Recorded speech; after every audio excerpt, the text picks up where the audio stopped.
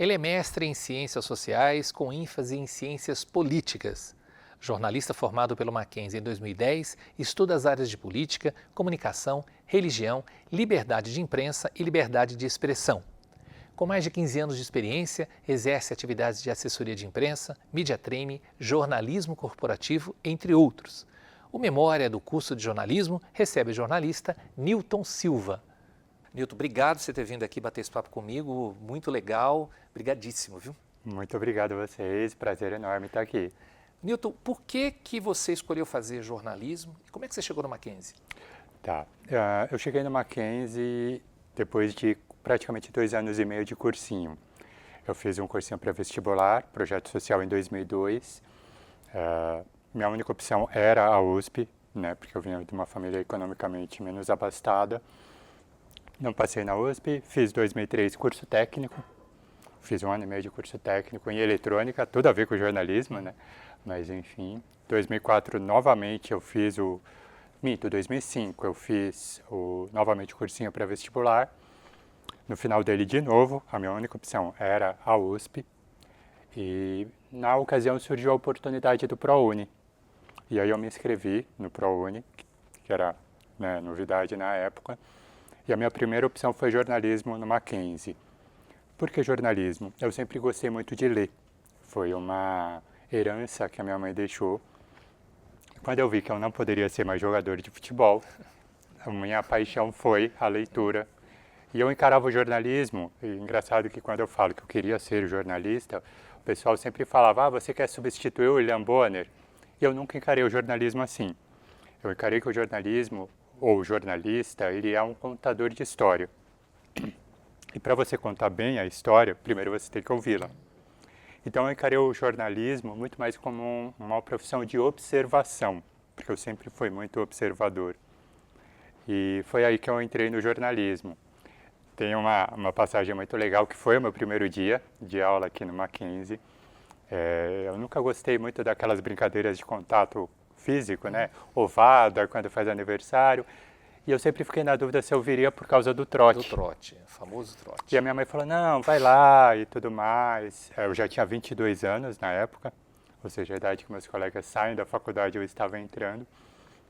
E eu lembro que eu desci na República e subi a Consolação, né?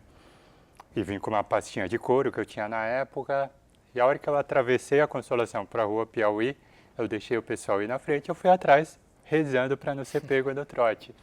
E não fui pego. Fui passando e entrei. Quando eu entrei na sala, só tinha eu na sala. E a minha primeira aula era de economia com o saudoso professor Oscar. E aí ficou aí veio umas meninas, me chamaram para descer. Eu falei, não, tô legal aqui e tal. E veio um rapaz. Na minha cabeça foi, bom, as meninas me chamaram para descer, eu não desci, agora vem o rapaz. Ele foi chegando perto de mim, e usou essa frase. É o senhor que é professor de economia? E aí eu entendi o porquê que eu não fui pego no trote, né? A maioria entra com 17, 18 anos, né? Certamente. Exato, e eu tinha 22 na época. Mas foi assim que eu cheguei no Mackenzie. Ô Newton, a gente já falou sobre isso. A tua turma é a primeira turma prounista, né? Que foi um grande diferencial para a gente também como professor. Como é que você encarou isso aqui? Você já era um pouco mais velho, você fala que você vem de uma família com condições econômicas que não poderia pagar a faculdade. Você sentiu uma diferença dentro de sala de aula? Como é que foi essa relação? No início foi de estranhamento, né, Vanderlei? Até mesmo dentro da sala de aula a gente procurou, talvez por um espírito de sobrevivência, né, por estranhar mesmo, a gente começou a se unir, né, os prounistas que eu digo, sentar próximo, fazer amizade. Você lembra de todos? Lembro de quase todos e mantenho contato com eles, né. Mas com o passar do tempo a gente foi se integrando, foi se entrosando, as barreiras foram sendo quebradas, né, e enfim, foi esse o início. O início foi realmente de estranhamento, principalmente da nossa parte, né? Um estranhamento e um deslumbramento, pelo menos eu falo por mim, né? Sempre sonhei estar numa faculdade, então entrar num campus do Mackenzie, ver a imensidão que é o campus, ver os equipamentos, a gente ficou meio que deslumbrado, assim, sabe, meio... Tinha alguma área específica que você procurava, não? Quando eu entrei, sonhava com jornalismo esportivo, Futebol. né? E foi engraçado que na época a Renata Fã estava muito em alta e tudo mais, e as meninas também começaram a querer o jornalismo esportivo. Mas eu tenho uma paixão, que era um pouco de história, né? Antes de ingressar, eu prestei história na USP, cheguei na segunda fase e tudo mais. Então eu parti mais para essa área do jornalismo histórico, jornalismo político. Eu lembro que eu ficava te cutucando porque eu queria fazer o meu TCC e você foi meu professor no primeiro semestre. Calma, você está no primeiro semestre, você já está pensando em TCC, calma. Ansiedade. Ansiedade, né, e tudo mais. Mas eu parti mais para o jornalismo político, né. Depois que saí daqui eu fiz mestrado em ciências sociais e então ingressei mais para essa área. Ô, Newton, qual a importância, se você considera que é importante tal, a questão da vinda do ProUni, não só para você, para o Mackenzie ou para qualquer outro amigo seus, imagino que também devem ter ingressado pelo ProUni. O que mudou o ProUni no ensino universitário? Eu acredito que trouxe mais democratização, né, Vanderlei? Como eu te falei, no meu caso especificamente, eu teria que partir para uma faculdade pública, né? Não conseguiria ingressar numa faculdade particular. E quando eu ingresso numa faculdade particular, há muito do orgulho dos pais, né? E é engraçado porque há o orgulho. Eu lembro de quando eu fiquei sabendo que eu havia ingressado pelo sistema do ProUni, eu liguei da Rua Maria Antônia, de um orelhão, na época era um orelhão. Explica o que é um orelhão, pelo amor de Deus. Liguei para minha mãe chorando de felicidade. Minha mãe estava indo, imagina, minha mãe estava indo para o cemitério, né?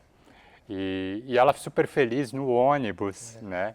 E eu lembro de quando ela chegou, ela me abraçou, enfim. Foi um marco realmente, foi um divisor de água, falando da minha parte. Com relação ao ensino, eu acho que os 4 anos que eu passei aqui deu para perceber isso, talvez por sermos mais velhos. A maioria dos praunistas tinham a minha idade, velho, 22, né? 21 anos. Essa troca de experiência mesmo, né? A diferença de mundos, a diferença de experiência, com relação à idade também, mas com relação a vivências também. E isso era muito nítido nos trabalhos em grupo, né? Que muitas vezes nós fazíamos e trocávamos bastante experiência. O que eu lembro é que era uma classe bem briguenta, né? Independentemente da turma tal, quando se reunia também, mas eu acho que para a gente foi muito importante também essa experiência. No jornalismo praticado naquela época, enfim, o que você via em sala de aula, o que mudou? São 20 anos, não, 20 anos não, são 14 anos. O que mudou de lá para cá? Eu acredito que houve mais produtores de conteúdo, né? Que a gente não ouvia falar naquela época disso. Não havíamos falar, principalmente influenciadores, imagina, isso era impensável na época, né? Influenciadores digitais. E hoje, de fato, confunde-se muito produção de conteúdo com a responsabilidade de ser o jornalista. Eu acredito que a obrigatoriedade do diploma caiu quando eu ingressei no início. Ali mais ou menos 2009. Exato, eu ingressei em 2006, então quando eu estava quase saindo da faculdade caiu a obrigatoriedade do diploma e foi um espanto para a gente, né? E agora? Será que a faculdade foi à toa, né? Ou não foi? E de fato não foi, né? Eu, passados os 14 anos, ainda acredito na importância da faculdade.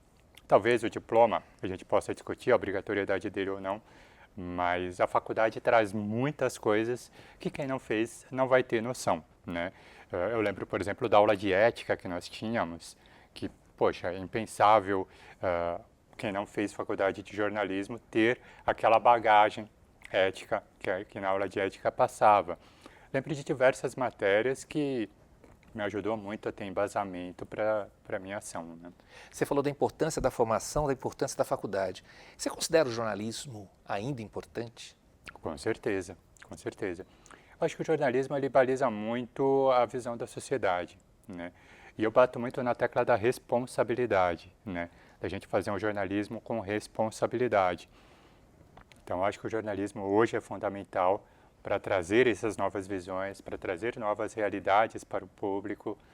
Então, eu acho que é fundamental.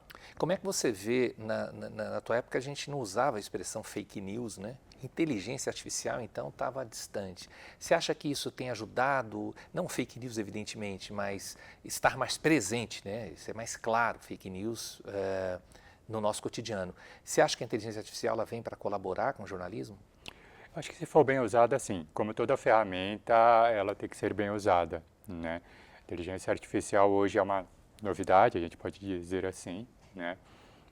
Ela está embaralhando muito ainda a percepção das pessoas com relação ao que é realidade, o que não é, principalmente a inteligência artificial generativa, né? Que é aquela que gera a voz, que pega a voz da pessoa e modifica. Agora é a imagem, né? Exato, a imagem e tudo mais. Então, eu acho que a gente ainda está na fase do embaralhamento ainda, da dificuldade de identificar o que é inteligência artificial do que é real, né?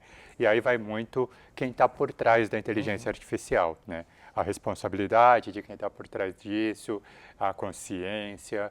E eu acho que o jornalismo pode fazer esse papel de divisor de águas. Olha, isso é inteligência artificial, a inteligência artificial é usada para isso, isso e isso. E isso é a realidade, né? Então, acho que, se bem usada, a inteligência artificial pode contribuir, mas para isso ela tem que ser bem usada. E eu acho que é o dilema de toda a ferramenta, né?